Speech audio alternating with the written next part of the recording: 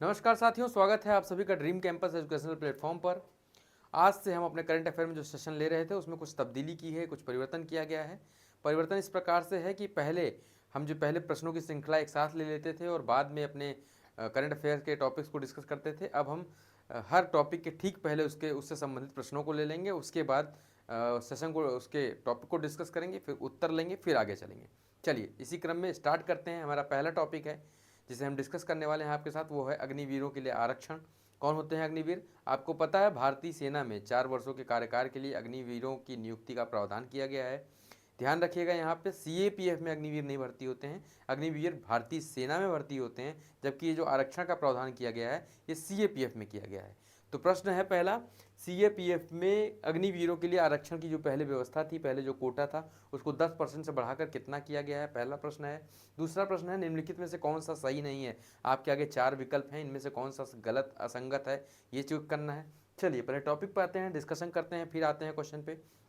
सबसे पहली बात, केंद्रीय सशस्त्र पुलिस बलों में अग्निवीरों के लिए आरक्षण की जो पहले सीमा थी 10%, उसे बढ़ाकर अब 50% कर दिया गया है। पहले सीमा 10% थी, जिसे अब बढ़ाकर 50% कर दिया गया है। और इसमें जो 5x की वृद्धि की है, आरक्षण में 5 गुना की वृद्धि की गई, निश्चित रूप से सराहनीय है, क्योंकि जो हमारे अग्निवीर थे 4 साल में रिटायर हो जाते थे, इनकी सेवा बहुत शॉर्ट पीरियड होती थी, इसलिए इनके भविष्य को संरक्षित करने के लिए, सुरक्षित करने के लिए, लग सारे नहीं रिटायर होते हैं, अधिकांश उसमें से रिटायर हो जाया करते थे, कुछ ही लोग सेवा विस्तार पाते थे। तो उनको भविष्य में उनकी सुरक्षा को सुनिश्चित करने के लिए और उनको अवसर प्रदान करने के लिए 50% सीएपीएफ में जो ग्रुप सी की भर्तियां हैं उनमें आरक्षण प्रदान किया गया है। ये निश्चित रूप से सराहनीय है। बात करते हैं सीएपीएफ की।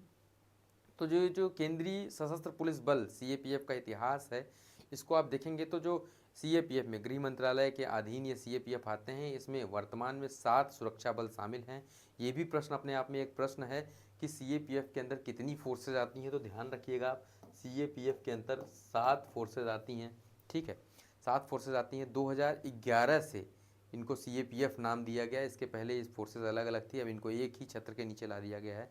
पहले भी गृह मंत्रालय के अधीन थी, लेकिन अब इन्हें सेंट्रल आर्म पुलिस फोर्सेस कहा जाने लगा है। क्या होती हैं सीएपीएफ? ये समझिए, अंतर्राष्ट्रीय इनका निर्माण क्यों किया गया। अंतर्राष्ट्रीय स्तर पर कुछ कानून होते हैं जिसमें ये व्यवस्था की गई होती है कि सीमाओं पर शांति और सुरक्षा बनी रहे, इसलिए आर्मी की डिप्लॉयमेंट को रोका जाता है। यानी एक निश्चित सीमा से अधिक आर्मी किसी बॉर्डर पर नहीं रह सकती, ऐसा कहा जाता है, ऐसा नियम बनाया गया है। तो विश्व के जो देश हैं जैसे भारत और पाकिस्तान हैं, इनके ऊपर भी ये नियम लागू होता है कि आप अपनी सीमा को इतने से ज़्यादा आर्मी नहीं रखेंगे। ऐसा क्यों किया जाता है? क्योंकि आर्मी का मतलब, आर्मी का काम क्या है? आर्मी का एक ही काम है, लड़ना। आर्मी का दूसरा कोई कार्य नहीं है। तो अगर बॉर्डर पे आर्मी डिप्लॉयड है, अगर बॉर्डर पे आर्मी की संख्या ज़्यादा है, तो इसका मतलब जो स्थितियाँ सामान्य नहीं हैं, युद्ध की स्थितियाँ बनी हुई हैं। इन्हीं चीज़ों से बचने के लिए और बफर क्रिएट करने, मतलब सीमा की सुरक्षा भी आवश्यक है और अंतर्राष्ट्रीय कानूनों का पालन किया जाना भी आवश्यक है। तो इसी बफर को भरने के लिए इस तरह की फोर्सेस का गठन किया जाता है, ताकि ये बफर को मेंटेन करें। अच्छा, अंतर क्या होता है दोनों में? तो आर्मी जो होती है वेल इक्विप्ड होती है, इनसे ये भी अच्छे इक्विप्ड होते हैं, लेकिन इनसे थोड़ा ज़्यादा इक्विप्ड होती है।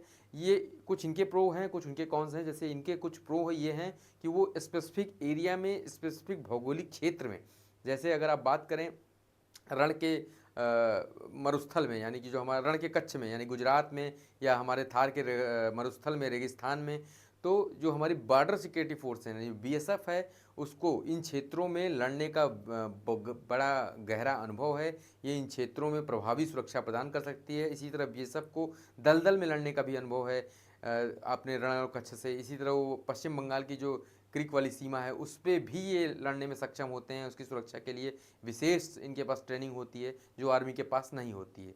जबकि आर्मी के पास बड़े हथियार होते हैं, उनके पास अपना, जैसे एयरफोर्स तो अलग चीज़ हो गई, लेकिन आर्मी के पास भी अपना हेलीकॉप्टर होता है, अपने कुछ लड़ाकू विमान होते हैं।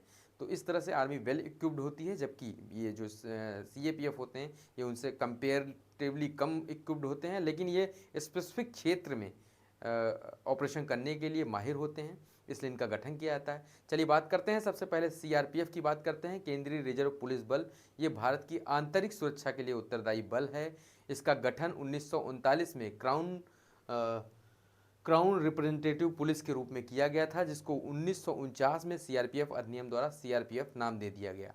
यानी कि जो 1939 में इसका गठन क्राउन फोर्स के रूप में किया गया था, जिसको 1949 में सीआरपीएफ के रूप में गठन कर दिया गया। ये भारत की आंतरिक सुरक्षा के लिए, आप देखते हैं नक्सलवाद से जब भी चुनौती लोहा लेना होता है तो सीआरपीएफ के जवानों को आगे किया जाता है। बहुत ट्रेंड हमारे ये जो कॉम्बैक्ट है, यानी जंगल का जो कॉम्बैक्ट है उसमें लड़ने के लिए बहुत ट्रेंड होते हैं, बहुत अनुभवी होते हैं ये लोग। दूसरे नंबर पर जो हमारी फोर्स आती है वो बॉर्डर सिक्योरिटी फोर्स, सीमा सुरक्षा बल है। जब भारत और पाकिस्तान का युद्ध होता है 1965 का, उसी की पृष्ठभूमि में इसका गठन किया जाता है सीमा सुरक्षा बॉर्डर सिक्योरिटी फोर्सेस का। बॉर्डर सिक्योरिटी फोर्सेस उस समय पाकिस्तान के लिए बनी थी, क्योंकि पाकिस्तान के दो टुकड़े हमने 1971 में कर दिए, एक पूर्वी पाकिस्तान, एक पश्चिमी पाकिस्तान। जो पूर्वी पाकिस्तान था वो वर्तमान में बांग्लादेश के नाम से जाना जाता है। तो बीएसएफ हमारी जो है वो पाकिस्तान की सीमा को भी देखती है, यानी भारत और पाकिस्तान की सीमा को भी नियंत्रित करती है, संरक्षित करती है। इसी प्रकार वो बांग्लादेश और भारत की सीमा को भी संरक्षित करती है, क्योंकि बनी तो ओवरऑल ये पाकिस्तान के लिए ही थी।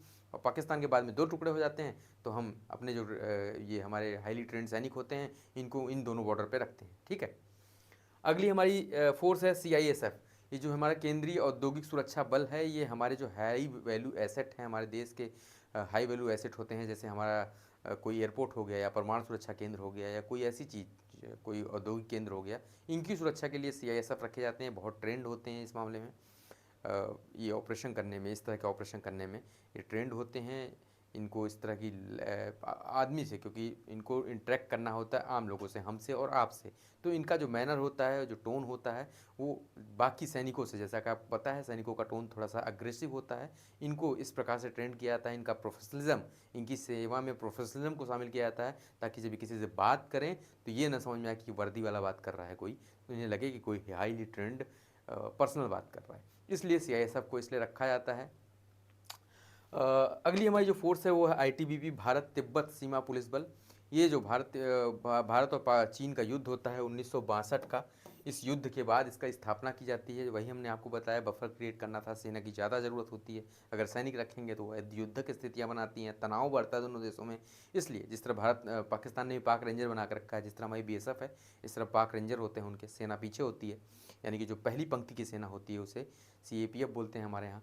तो आईटीबीपी का गठन 1962 भारत चीन युद्ध के बाद किया गया। ये भारत और चीन के बीच सीमा सुरक्षा में योगदान देते हैं। अगली हमारी जो एसएसबी है, सशस्त्र सीमा बल, इसका गठन 1963 में विशेष सेवा ब्यूरो के तहत किया गया। 2001 से इसको नेपाल सीमा की सुरक्षा की जिम्मेदारी दी गई है। 2001 से एसएसबी को ध्यान रखिएगा, यहाँ पे एक 2001 से इसको नेपाल सीमा की सुरक्षा की गारंटी दी गई कि आप इसकी सुरक्षा करेंगे। साथ ही यहाँ पे एक और अपडेट जोड़िए, 2004 से इसे भूटान सीमा की सुरक्षा की भी गारंटी दे दी गई है, जिम्मेदारी दे दी गई है। तो यहाँ से अगर कभी प्रश्न बनता है कि कौन सी ऐसी सीएपीएफ है, कौन सी ऐसी सेंट्रल आर्म्ड पुलिस फोर्स है जिसको दो देशों की सुरक्षा की जिम्मेदारी दी गई है, तो ऐसी दो फोर्सेज हैं हमारे पास। एक बीएसएफ हो गई जो भारत पाकिस्तान और भारत बांग्लादेश के बीच रणनीतिक नियंत्रण स्थापित करती है, और जो दूसरी हमारी फोर्स है वो एसएसबी है, सीमा सुरक्षा बल, सशस्त्र सीमा बल जो है वो भारत नेपाल और भारत भूटान के बीच में सीमा को सुरक्षित करता है। इसी के साथ अंत जो हमारा असम राइफल आ जाता है। असम राइफल हमारा पहला, यानी कि जितने सीएपीएफ हैं उनमें सबसे पुराना जो है वो असम राइफल ही है। असम राइफल की स्थापना 1835 में की गई। ये सबसे पुराना अर्धसैनिक बल है। इसको पूर्वोत्तर की सेना भी कहते हैं, पूर्वोत्तर का संरक्षक भी कहते हैं, क्योंकि अंग्रेज़ों ने चाय बागानों की सुरक्षा के लिए दार्जिलिंग में इसकी स्थापना की थी, और उस वक्त ये कार्य केवल आंतरिक स्तर पर करती थी। अभी ये बाहरी स्तर पर भी इस क्षेत्र में काम करती है। अच्छा, अब आप बात करेंगे कि जो असम राइफल्स है इनको आर्मी, आप कुछ लोग कंफ्यूज होंगे कि इसमें आर्मी के अधिकारी होते हैं। सही बात है, ये दो फोर्सेज जो हैं, यानी असम राइफल और जो एनएसजी है, राष्ट्रीय सुरक्षा गार्ड, इनमें थोड़ा सा डिफरेंट है बाकी सीएपीएफ फोर्सेज से, कि असम राइफल्स में आर्मी का मतलब ग्राउंड आर्मी से है, ठीक है, आर्मी प्लस सीएपीएफ दोनों से पर्सनल इसमें शामिल किए जाते हैं, दोनों से अधिकारी इसमें शामिल किए जाते हैं। और जो हमारा एनएसजी है, यही एक ऐसा बल है जिसको इन जो 7 में से 6 जो हैं, 6+1 लिख लीजिएगा आप, 6+1, यानी इन 6 को तो गृह मंत्रालय सीधी भर्ती इनकी खोलता है, सीधी भर्ती में लोग जाते हैं इसमें। लेकिन जो ये 1 है, यानी ये जो एनएसजी है, इसमें सीधी भर्ती से लोग नहीं जाते हैं, तकनीकी दृष्टि से ये अलग है बाकी इन 6 फोर्सेस से। यानी कि एनएसजी के अंदर आते हैं 6 forces, 6 CAPF, six C A P F से आते हैं इसमें पर्सनल्स, और हमारी ट्राई जो आर्मी है, यानी कि आर्मी, नेवी और एयरफोर्स, यहाँ से आते हैं। यहाँ से इसमें सैनिक आते हैं, यानी कि 6 सी ए पी एफ जो बल हैं उनसे, और जो ट्राई कोर है हमारा आर्मी, नेवी और एयरफोर्स, यहाँ से सैनिक इसमें शामिल होते हैं। चलिए आते हैं प्रश्न पे। हम प्रश्न क्या था हमारा कि केंद्रीय सशस्त्र पुलिस बलों ने अग्निवीरों के लिए आरक्षण की सीमा जो थी वो 10% से बढ़ाकर कितनी कर दी है? तो उसे 10% से बढ़ाकर उन्होंने 50% कर दी है। तो इसका सही उत्तर है 50%। इस तरफ हम देखते हैं दूसरा प्रश्न जो लिखा हुआ है वो क्या है, निम्नलिखित में से कौन सा युग्म सही सुमेलित नहीं है, यहाँ पूछ रहा है। तो हमने आपको बताया सीआरपीएफ आंतरिक सुरक्षा के लिए उत्तरदायी है, बिल्कुल सही है। बीएसएफ सीमा सुरक्षा पाकिस्तान और बांग्लादेश के नियंत्रण के लिए ज़रूरी है, तो ये भी सही है। सीआईएसएफ की बात करें तो औद्योगिक प्रतिष्ठानों, यानी जो हमारे हाई वैल्यू एसेट हैं उनकी सुरक्षा के लिए उत्तरदायी है, ये भी सही है। आईटीबीपी की बात करते हैं तो ये भारत नेपाल नहीं, भारत चीन की सुरक्षा के लिए उत्तरदायी है, जबकि एसएसबी भारत नेपाल और भारत भूटान सीमा के लिए उत्तरदायी है, सुरक्षा के लिए उत्तरदायी है। चलिए अगला टॉपिक है संघ लोक सेवा आयोग। यूपीएससी से रिलेटेड एमसीक्यू है, क्योंकि अभी हमारे उपराष्ट्रपति ने हैदराबाद में एक कॉन्फ्रेंस ली है। क्वेश्चन इस प्रकार से है, भारतीय संविधान के किस अनुच्छेद में संघ लोक सेवा आयोग का वर्णन किया गया है? प्रावधान है। दूसरा प्रश्न है संघ लोक सेवा आयोग के अध्यक्ष और सदस्यों की नियुक्ति कौन करता है? यहाँ एक प्रश्न और, कमेंट बॉक्स में इसका उत्तर दीजिएगा कि संघ लोक सेवा आयोग के अध्यक्ष की नियुक्ति कौन करता है। इसी तरह राज्य लोक सेवा आयोग के अध्यक्ष की नियुक्ति कौन करता है, पहला प्रश्न। और दूसरा प्रश्न, राज्य लोक सेवा आयोग के अध्यक्ष को रिमूव कौन करता है, हटाता कौन है? दोनों में टेक्निकल अंतर है, अभी हम आपके साथ डिस्कस करेंगे। फिलहाल लोक सेवा आयोग का राष्ट्रीय सम्मेलन, यानी कि जो स्टेट सर्विसेज हैं, पीएससी हैं, स्टेट पीएससी हैं, उनको लोक सेवा आयोग का एक राष्ट्रीय सम्मेलन आयोजित किया गया है। कहाँ किया गया है? 19 दिसंबर 2025 को हैदराबाद के रामोजी फिल्म सिटी में लोक सेवा आयोगों के अध्यक्षों के राष्ट्रीय सम्मेलन में मुख्य अतिथि के रूप में हमारे उपराष्ट्रपति ने प्रतिभाग किया, सीपी राधाकृष्णन जी ने। प्रमुख एजेंडा क्या रहा? संवैधानिक निकायों की सुरक्षा स्थापित करना, भर्ती प्रक्रियाओं में पारदर्शिता, परीक्षा प्रणाली में सुधार और राज्य और केंद्रीय पीएससी के बीच समन्वय स्थापित करना इसका उद्देश्य रहा है। आपको पता है इस सम्मेलन में देश भर के विभिन्न राज्य लोक सेवक आयोगों के अध्यक्ष और वरिष्ठ सदस्य शामिल हुए हैं। प्रश्न पे आते हैं हम। प्रश्न क्या है? भारतीय संविधान के किस अनुच्छेद में संघ लोक सेवा आयोग का प्रावधान है? तो अनुच्छेद 315। अनुच्छेद 315 में संघ लोक सेवा आयोग का प्रावधान है, जबकि लोक सेवा आयोग की शक्तियों का वर्णन संविधान के अनुच्छेद 320 में किया गया है। 324 आपको पता है हमारी जो निर्वाचन प्रणाली है उससे संबंधित है, और 280 वित्त आयोग जान ही रहे हैं आप। अगला क्वेश्चन जो है, लोक सेवा आयोग के अध्यक्ष और सदस्यों की नियुक्ति कौन करता है? तो लोक सेवा आयोग के अध्यक्ष और सदस्यों की नियुक्ति राष्ट्रपति महोदय करते हैं। हमने आपसे जो प्रश्न पूछा था उसका उत्तर दीजिएगा कि राज्य लोक सेवा आयोग जो है उसके अध्यक्ष की नियुक्ति कौन करता है? तो नियुक्ति तो राज्यपाल करते हैं, ठीक है, नियुक्ति राज्यपाल करते हैं। जबकि उनका रिमूवल कौन करता है? तो रिमूवल की वही प्रक्रिया है जो लोक सेवा आयोग के अध्यक्ष को हटाने की प्रक्रिया है, वही राज्य लोक सेवा आयोग के अध्यक्ष को हटाने की प्रक्रिया है। यानी नियुक्ति भले ही राज्यपाल करते हैं, जबकि रिमूवल राष्ट्रपति ही करते हैं। अपने आप में टेक्निकल है, ध्यान रखिएगा इसको। अगला क्वेश्चन है, क्षेत्रीय ग्रामीण बैंक से हाल ही में केंद्र सरकार ने आरआरबी का, ये जो अभी हमारे देश में विभिन्न राज्यों में अलग अलग आरआरबी होते हैं, उन सब के लिए उन सब का लोगो अलग अलग होता है, उन सब के निर्देश अलग अलग होते हैं, उन सब का एक समान निर्देश जारी कर दिया है, उनका एक लोगो बना दिया है। उससे संबंधित प्रश्न है आरआरबी की स्थापना किस समिति की सिफारिश पर की गई थी? पहला प्रश्न है। दूसरा प्रश्न है कि आरआरबी में स्पॉन्सर बैंक केंद्र सरकार और राज्य सरकार का कितना प्रतिशत होता है? ये इसका प्रश्न है। अब हम आते हैं टॉपिक पे। तो यहाँ पे है क्षेत्रीय ग्रामीण बैंकों की नई ब्रांडिंग पहल की गई है। हुआ क्या है, वित्त मंत्रालय ने 19 दिसंबर 2025 को देश के सभी 28 क्षेत्रीय ग्रामीण बैंकों को, यानी देश में कुल कितने आरआरबी हैं? तो 28 हैं। ये भी अपने आप में प्रश्न है कि आरआरबी की संख्या देश में कुल कितनी है? तो कुल 28 आरआरबी देश में हैं, के लिए एक कॉमन लोगो और एक समान ब्रांडिंग दिशा निर्देश जारी किए हैं। यह पहल एक राज्य एक आरआरबी की दिशा में महत्वपूर्ण कदम है।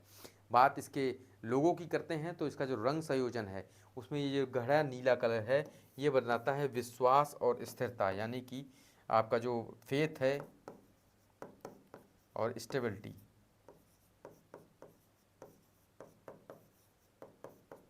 फेथ और स्टेबिलिटी को निर्धारित करता है ये गहरा नीला कलर, जबकि जो हरा कलर है वो समृद्धि का सूचक है, यानी डेवलपमेंट का सूचक है, डेवलपमेंट का सूचक है। अच्छा, इसके जो लोगो है, इसमें जो पेपरों में इसकी व्याख्या दी गई है वो इस तरह से दी गई कि आप सबसे नीचे वाला जो हिस्सा देख पा रहे हैं, ये कमल की पंखुड़ियाँ हैं, ये कमल की पंखुड़ियाँ हैं जिनके ऊपर एक हाथ है जो इसे सुरक्षा प्रदान कर रहा है। देखिए ये हाथ है, ये कमल की पंखुड़ियाँ हैं, और ये एक तीर है जो लगातार आगे की ओर बढ़ने को प्रेरित करता है। हाथ आपको सुरक्षा दे रहा है और कमल की पंखुड़ियाँ आपके विकास को समर्थित करती हैं। ठीक है, ग्रामीण क्षेत्रीय बैंक में बैंकिंग सेवाओं को मजबूत करना और एकीकृत ब्रांड पहचान स्थापित करना इसका उद्देश्य है।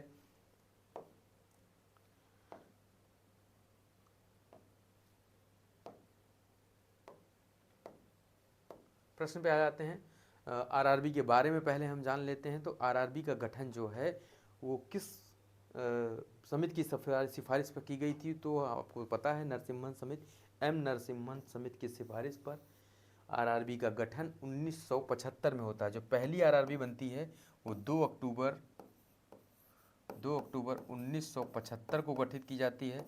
प्रथमा बैंक, जिसका नाम है प्रथमा बैंक, इसका मुख्यालय कहाँ है? अगर आप यूपी की परीक्षाओं की तैयारी कर रहे हैं तो ये महत्वपूर्ण है आपके लिए, मुरादाबाद। जो पहली आरआरबी थी वो मुरादाबाद में स्थापित की जाती है। और जो आरआरबी का अधिनियम, ये अध्यादेश के माध्यम से, ध्यान रखिएगा, अध्यादेश के माध्यम से स्थापित किया जाता है। इसका जो गठन किया जाता है, आरआरबी का जो बिल आता है वो 1976 में आता है। जैसे आरआरबी का गठन तो 1975 में कर दिया जाता है, जबकि जो कानून बनता है वो आरआरबी जो विधेयक संसद कानून बनाती है, विधेयक है, वो 1976, ठीक है, 1976 को आता है। तो आप इसको इस तरह से समझिए कि विधेयक तो आता है 1976 में, लेकिन आरआरबी का गठन हो गया था 1975 में। किसकी अनुशंसा पर? तो एम नरसिम्हन समिति की अनुशंसा पर इसका गठन कर दिया गया था। और जो आरआरबी होती है इसको कंट्रोल कौन करता है? आप कहेंगे आरबीआई, तो नहीं, इसको आरबीआई नहीं कंट्रोल करता है, इसको आरबीआई संरक्षित नहीं करता है, इसको नाबार्ड संरक्षण देता है। नाबार्ड का गठन कब हुआ था? 12 जुलाई 1982। नाबार्ड का गठन कब हुआ था? नाबार्ड का मुख्यालय कहाँ है बताइएगा? नाबार्ड का गठन 12 जुलाई 1982 को किया गया। इसका मुख्यालय मुंबई, महाराष्ट्र में है, ठीक है। और ये आरआरबी को नियंत्रित करता है। क्षेत्रीय ग्रामीण बैंक आरआरबी में स्पॉन्सर बैंक, केंद्र सरकार और राज्य सरकार की हिस्सेदारी की बात करेंगे। तो इसमें स्पॉन्सर बैंक, जैसे ये हमारा प्रथमा बैंक था, इसका स्पॉन्सर बैंक कौन सा था? सिंडिकेट बैंक,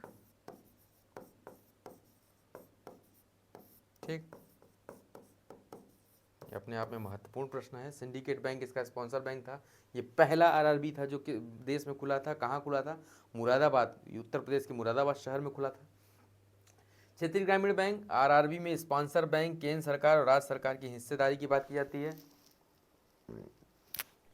तो ये हिस्सेदारी 50, 35 और 15 के अनुपात में होती है, जिसमें स्पॉन्सर बैंक का 50% हिस्सा होता है, केंद्र सरकार का 35% हिस्सा होता है और राज्य सरकार का 15% हिस्सा होता है।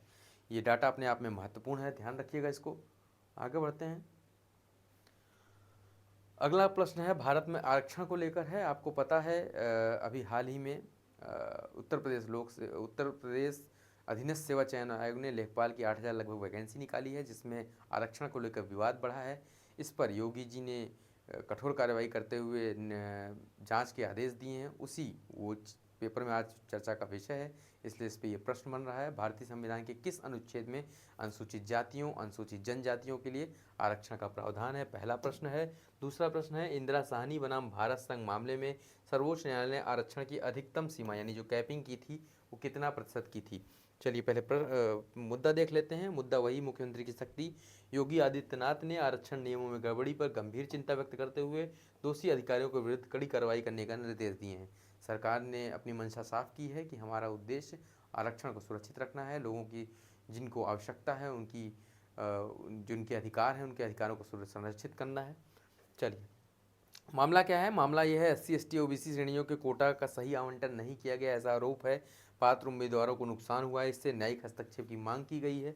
सरकार की कार्रवाई, सरकार ने स्पष्ट किया है कि तत्काल जांच समिति का गठन किया जाए, जिम्मेदार अधिकारियों की पहचान की जाए, प्रभावित उम्मीदवारों को राहत मिले और भविष्य में ऐसी त्रुटियों से रोकने के उपाय सुनिश्चित किए जाएं। प्रश्न पे आते हैं। प्रश्न है, भारतीय संविधान के किस अनुच्छेद में अनुसूचित जातियों अनुसूचित जनजातियों के लिए आरक्षण का प्रावधान है? तो अनुच्छेद 15 और 16 दोनों में है। अनुच्छेद 330 में लोकसभा में, 332 में राज्य विधानसभा में, 335 में सेवाओं में। इस तरह से इन तीनों में ही तीनों विकल्प में यानी 15, 16, 330, 332 और 335 सभी में आरक्षण का प्रावधान है, इसलिए उपरोक्त सभी यानी विकल्प डी आपका सही उत्तर होगा। दूसरा प्रश्न है, इंदिरा साहनी बनाम भारत संघ जो 1992 में ये वाद आया था, ये भी प्रश्न पूछ लेता है सीधा कि इंदिरा साहनी वाद कब लाया गया था? तो 1992 में आया था। इसमें जो आरक्षण की कैपिंग की गई थी कि इससे ज़्यादा आरक्षण नहीं दिया जाएगा, वो सीमा थी 50%। आज रोज़ देखते होंगे इस पर कुछ ना कुछ मुद्दा उठता रहता है, कहीं 60% कर दिया, कहीं 50% कर दिया, कहीं 40 कर दिया। लेकिन जो इंदिरा साहनी वाद में व्यवस्था सर्वोच्च न्यायालय ने बनाई थी वो 50% की व्यवस्था बनाई थी। ठीक है, चलिए आगे बढ़ते हैं। हस्तशिल्प और GI टैग पे जो MCQ है वो है, मुरादाबाद किस हस्तशिल्प के लिए प्रसिद्ध है? अभी हमने मुरादाबाद पे एक क्वेश्चन डिस्कस कर ही लिया कि पहली RRBI का गठन मुरादाबाद में किया गया था। प्रथमा का मुरादाबाद किस हस्तशिल्प के लिए प्रसिद्ध है? दूसरा प्रश्न है, भौगोलिक संकेतक के संबंध में निम्नलिखित में से कौन सा कथन सही है? चलिए पहले मुद्दे पे आते हैं कि मुद्दा क्या है। मुरादाबाद हस्तशिल्प पीतल उद्योग को डिजिटल बढ़ावा देने के लिए सरकार ने प्रयास किया है। पारंपरिक शिल्प है ये मुरादाबाद का। डिजिटल मार्केटिंग ऑनलाइन प्लेटफॉर्म पर इसकी उपस्थिति को दर्ज कराना चाहती है सरकार। वैश्विक बाजार अंतर्राष्ट्रीय निर्यात में वृद्धि के लिए वैश्विक बाजार की स्थिति को उत्पन्न करना चाहती है। प्रशासन गांव की ओर अभियान, ये एक अभियान है उत्तर प्रदेश सरकार का।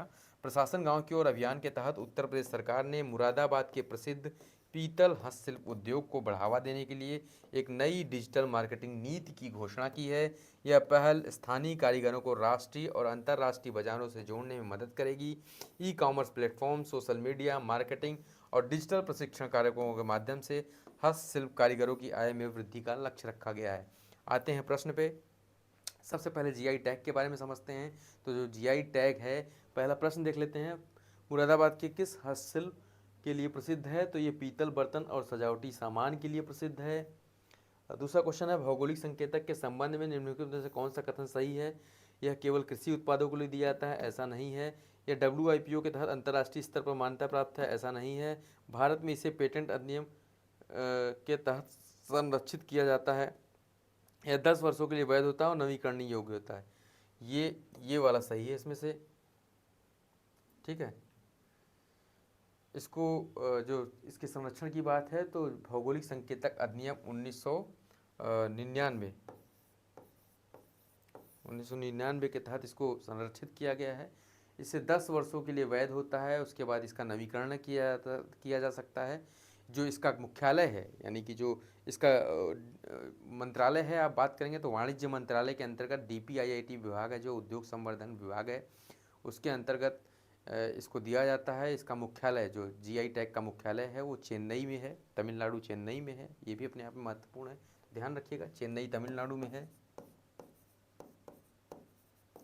चेन्नई में है इसका मुख्यालय। और इसे 10 वर्षों के लिए वैध होता है, नवीकरण के योग्य होता है। जो अगर बात करें GI उत्पादों की, तो भारत में सबसे ज़्यादा GI उत्पाद जो दिए गए हैं वो उत्तर प्रदेश को ही दिए गए हैं। उत्तर प्रदेश में, ये तो उत्तर प्रदेश स्टेट का नाम हो गया। अगर प्रश्न पूछे किस शहर के उत्पादों को सर्वाधिक GI टैग प्राप्त है, तो उत्तर प्रदेश के बनारस को, वाराणसी को सर्वाधिक GI टैग प्राप्त हैं। तो इस तरह UP स्पेशल का भी 2 प्रश्न आपका तैयार हो जाता है। चलिए आगे बढ़ते हैं।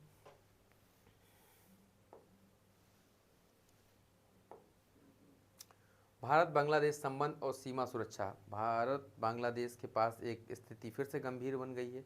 वहाँ पे ईस्ट निंदा को लेकर एक हत्या हुई है, जिसको लेकर बॉर्डर पे तनाव बढ़ रहा है। भारत बांग्लादेश सीमा की कुल लंबाई पूछ रहा है, कितना किलोमीटर है। और दूसरा क्वेश्चन है, सीमा सुरक्षा बल की स्थापना किस वर्ष हुई थी? अभी हमने आप पे इस पर डिस्कस किया ही था। चलिए पहले मुद्दा देख लेते हैं। मुद्दा यह है, बांग्लादेश में अस्थिरता, भारत की सुरक्षा चिंताएँ।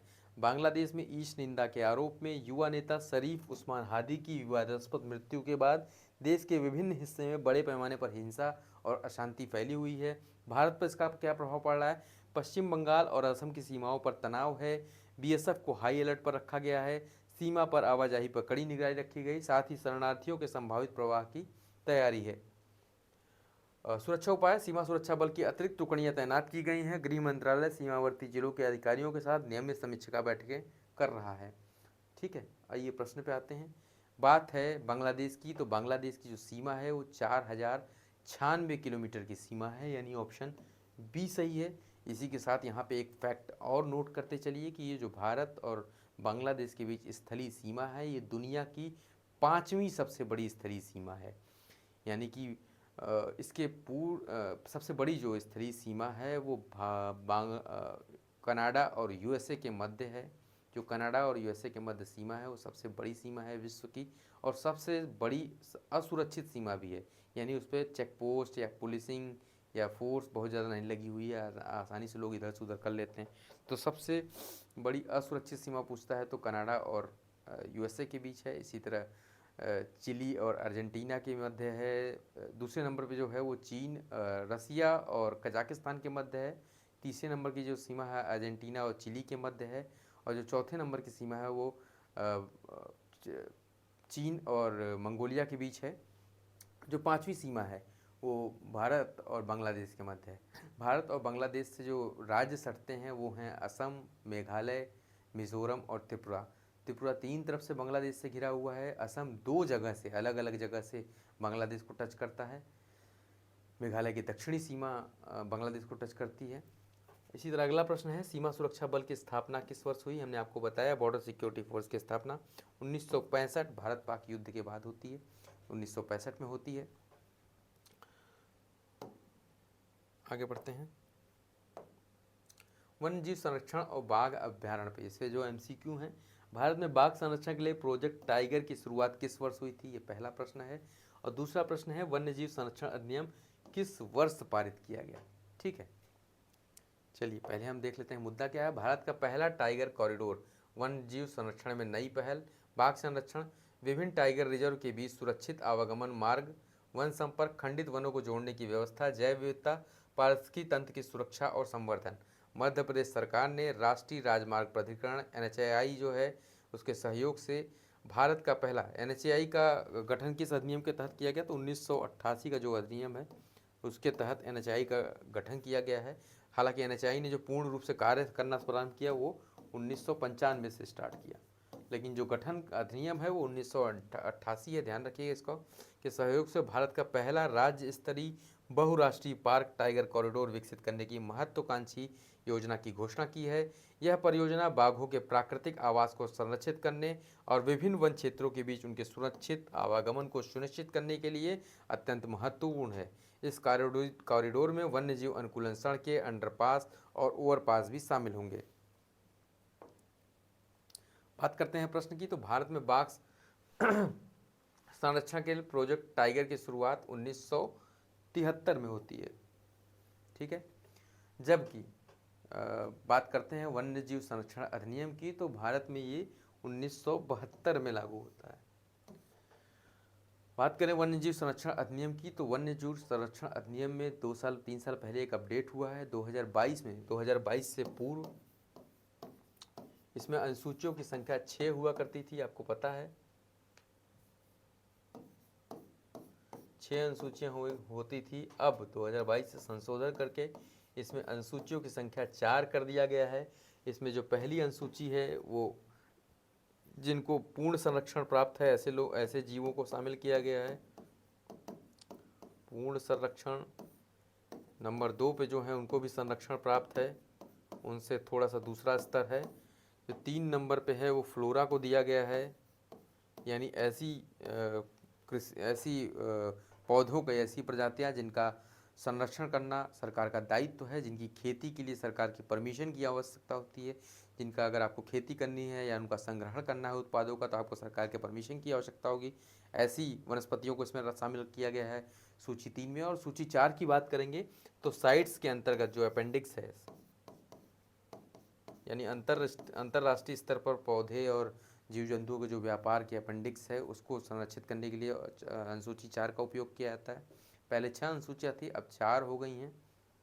और जो पहले जो 5वीं अनुसूची थी कि अगर आप जैसे कोई जानवर कुछ खेत को आपको परेशान कर रहा है, नील गाय हो गई कि जंगली सूअर हो गया, चूहा हो गया, तो सरकार आदेश पारित कर देती थी कि आप इनकी हत्या कर सकते हैं, इनको विरचित कर सकते हैं ऐसे जानवरों को। तो अभी वर्तमान में उस सूची को हटा लिया गया है, लेकिन केंद्र सरकार को ये आदेश, ये केंद्र सरकार की शक्तियाँ हैं, वो स्पेसिफिक टाइम पे स्पेसिफिक एरिया में स्पेसिफिक जंतु या जीव को विरचित घोषित कर सकता है, यानी उनकी हत्या करने को इस तरह का कार्य कर सकता है कि कानूनी रूप से आप उससे उत्तरदायी नहीं होंगे अगर उनकी हत्या करते हैं, जैसे नील गाय हो गई।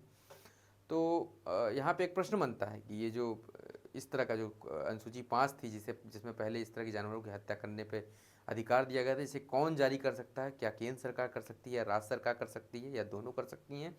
तो यहाँ पे आपको जान लेना चाहिए कि ऐसे अधिकार केवल केंद्र सरकार के पास हैं। राज्य सरकार केवल एक तरह का आपसे केंद्र सरकार से आदेश मांग सकती है कि हमें हमारे क्षेत्र में इस तरह से एक नीलगाय है जिन्होंने कृषकों के साथ उत्पाद मचा रखा है, तो उनकी हत्या का आदेश चाहिए। केंद्र सरकार उसे देती है और एक लिमिटेड टाइम के लिए देती है, जैसे सामान्यतः 6 महीने या 1 साल के लिए ये आदेश जारी किया जाता है, उसके बाद ये स्वतः निरस्त हो जाता है। ध्यान रखिएगा इस चीज़ को, ऐसी ताकत केवल केंद्र सरकार के पास है, जबकि राज्य सरकारें केवल मांग कर सकती हैं, ऐसा आदेश जारी नहीं कर सकती हैं। ठीक है, आगे बढ़ते हैं। बुनियादी ढांचा विकास और NHAI राष्ट्रीय राजमार्ग प्राधिकरण NHAI की स्थापना किस अधिनियम के तहत की गई? अभी हमने आपको पहले ही बता दिया था, राष्ट्रीय राजमार्ग प्राधिकरण की अधिनियम स्थापना 1988 में की गई, जबकि इसने पूर्णतः स्वतंत्र रूप से 1995 से कार्य करना प्रारंभ किया। दूसरा क्वेश्चन है, भारत माला परियोजना का मुख्य उद्देश्य क्या है? सीमावर्ती और ग्रामीण क्षेत्रों में सड़क संपर्क में सुधार करना इसका मूल उद्देश्य है। मुद्दा क्या है? मुद्दा यह है, प्रधानमंत्री का पश्चिम बंगाल दौरा, बुनियादी ढांचे में भारी निवेश, 320 करोड़ का निवेश किया है। सड़क परियोजनाओं का कुल मूल्य है, प्रधानमंत्री मोदी ने 19 दिसंबर 2025 को पश्चिम बंगाल के नादिया जिले में 3200 करोड़ की महत्वाकांक्षी सड़क परियोजनाओं का उद्घाटन और शिलान्यास कर 3200 करोड़ है। राष्ट्रीय राजमार्ग विस्तार, मुख्य राजमार्गों को 4 लेन और 6 लेन में परिवर्तित करना, पुल निर्माण करना, ग्रामीण संपर्कता और औद्योगिक विकास को प्रोत्साहित करना इसका उद्देश्य था। अगले प्रश्न पर आते हैं, सिक्किम और उसकी संस्कृति की बात करते हैं। तो सिक्किम भारत का कौन सा राज्य बना? दूसरा क्वेश्चन है, सिक्किम की राजधानी गंगटोक किस नदी के किनारे स्थित है? पहले मुद्दे पे आते हैं, बैंकिंग अवकाश, लोसुंग त्यौहार, ये अपने आप में महत्वपूर्ण है। लोसुंग त्यौहार किस राज्य से संबंधित है? तो ये सिक्किम से संबंधित है। 20 दिसंबर को गंगटोक में बैंक अवकाश घोषित किया है। लोसुंग सिक्किम का एक महत्वपूर्ण सांस्कृतिक त्यौहार है जो नए वर्ष की शुरुआत और फसल कटाई के समापन का प्रतीक है। 20 दिसंबर 2025 को इस त्यौहार के अवसर पर केवल गंगटोक में बैंक बंद रहेंगे। सांस्कृतिक महत्व की बात करें तो यह त्यौहार भूटिया लेप्चा समुदाय के लिए एक विशेष महत्व रखता है। इस अवसर पर पारंपरिक नृत्य, संगीत और सांस्कृतिक कार्यक्रम आयोजित किए जाते हैं। प्रश्न पे आ जाते हैं। पहला प्रश्न है, सिक्किम भारत का कौन सा राज्य बना था? तो आपको पता है सिक्किम भारत का 22वां राज्य बना था 1976 में, 1975 में।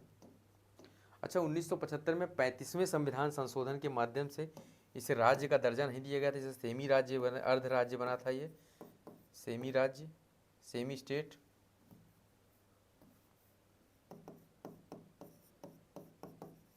सेमी स्टेट बना था ये 35वें संविधान संशोधन के माध्यम से।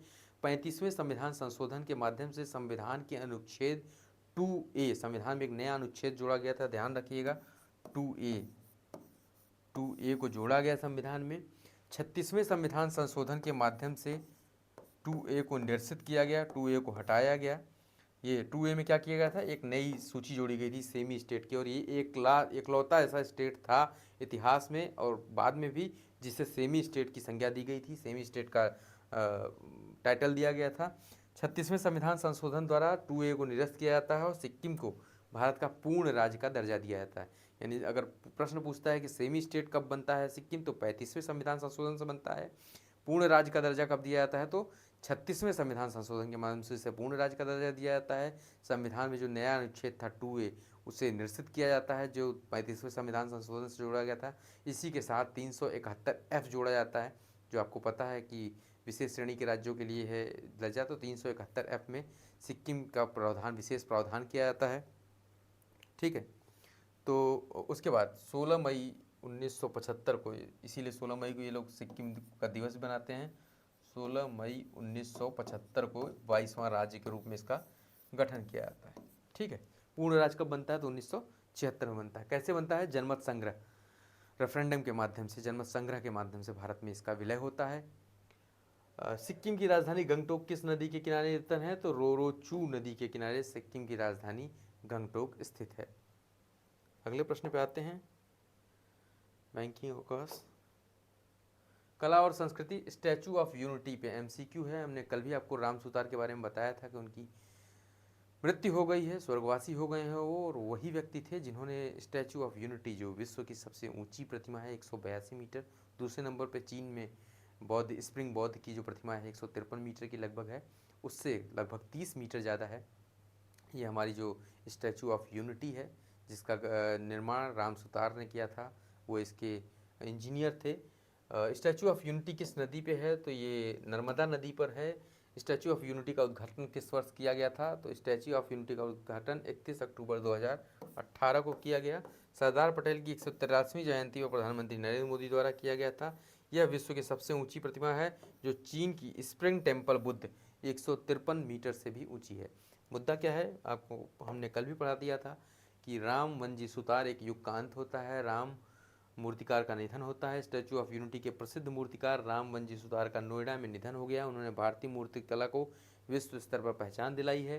प्रमुख कृतियाँ, स्टैचू ऑफ यूनिटी, विश्व की सबसे ऊंची प्रतिमा, संसद भवन में महात्मा गांधी का चित्र हो, या छत्रपति शिवाजी महाराज का स्मारक, या फिर देश भर के स्थापित अनेक महत्वपूर्ण मूर्तियाँ, जैसे लाल बहादुर शास्त्री की मूर्ति हो गई, या संसद भवन में अशोक स्तंभ हो गया, सारी इन्हीं की कल्पना है, सारी इन्हीं के द्वारा बनाए गए हैं। कला और संस्कृति में योगदान की बात करें तो राम वनजी सुतार केवल एक मूर्तिकार नहीं बल्कि भारतीय कला परंपरा के प्रतीक थे। उन्होंने पारंपरिक भारतीय शिल्पकला को आधुनिक तकनीकी से जोड़ दिया था। ये तो अलग ही चीज़ हो गई। तो ठीक है, इसी के साथ हम सेशन को समाप्त करते हैं। और जो सेशन की आज इंटेंसिटी थी थोड़ा ज़्यादा थी, इसको कल से थोड़ा सा और इंटेंस रखेंगे। Thank you.